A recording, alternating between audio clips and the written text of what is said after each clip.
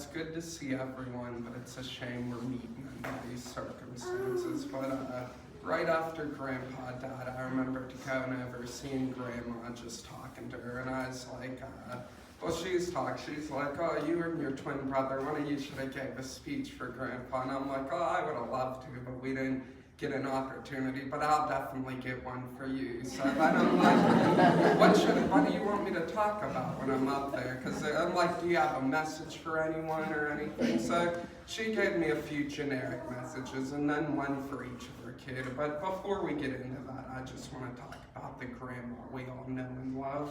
She was a girl from the right side of the tracks in Indianapolis, but she met up with the wrong side of the tracks, Richard, and we all know the story. But first, she just wanted to say how much she loved her brother and sister. She's such the best little brother and sister anyone could ask for, and just, she always says her little sister was the nicer version of herself. But I've met you a few times, and she's on to something. You're nicer and sweeter than Grandma.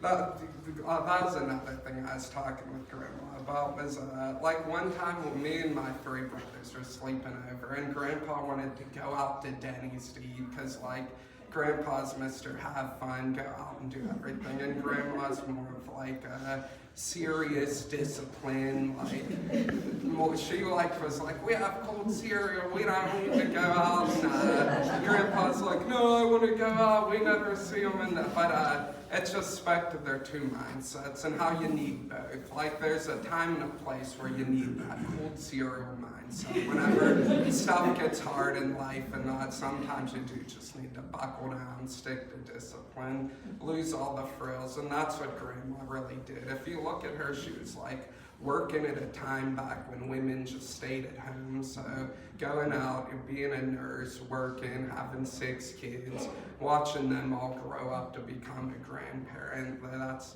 more than anyone could ask for. And Grandma also wanted like nobody to be sad here, because no tragedy happened. She said she lived a full life, and if anyone here can get to the point where she is, you should feel lucky to watch your 6 kids grow up, your, 17 grandkids and 20 plus great grandkids. It was just, Grandma lived a great life. But let me get to some of my notes I wrote about her. During Ann's speech, a lot of people touched on her thrifty nature. I feel like it's an important quality, but one time it did come back to bite her in the butt. When we were little, we were painting and left like our paint, well, like, you know how kids just do an activity and then move on to the next. Thrifty Grandma wasn't gonna let this can of, or cup of pop, well, she thought it was Coke or pop, so it was like brown paint water, so she comes in and takes a slurp, and it wasn't Coke, but funny story. But she also said all her kids are hardworking and smart, and I also want to thank Grandma, because I thought she was smart, my smartest grandparent, and just inserting the intelligence into the gene pool was something to be thanked. And but for Aunt Ann, I told her just like, give me one word or phrase for each of your kid that when I say their name you think of. For you, she said leader, like God put you first to like lead everyone, and you are always the leader, taking charge of everything. Aunt Deb, you're the galvanizer. You bring everybody together, make sure everyone's feelings are accounted for. She said you're the sweetheart. And Cindy, she said you're the mother bear. You take care of your kids fiercely regardless. And she really respected the parenting job you did. That was like the thing she kept talking about, how hard it was, and nothing stopped you. And you raised your 2 daughters to be great. Aunt Joni, where's Aunt Joni?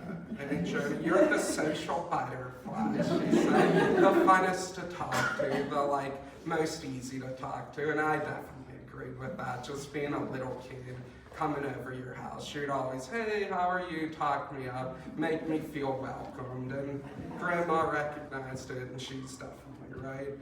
Dad, she said you were crafty and tough, like nothing could ever beat you down, and you're also Mr. Fix-It.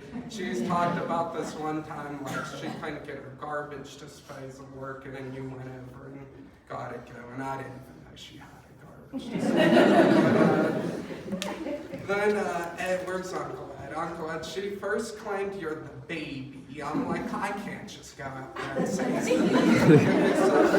She said, alright, he's the life of the party. Like, he's always fun to be around. And she said she loved being your neighbor, like as an adult, just getting, and also living with you, Andrew. I mean, she said anytime as an adult, if you can come back and live by your kids, it's like an experience. Like, it's nice to be around them as kids, but it's also rewarding to be around them as an adult, and she really valued her time living with you guys. And then her final message to her kids are, you guys are each other's biggest allies, not each other's competition, so always look out for each other now that her and Grandpa are gone.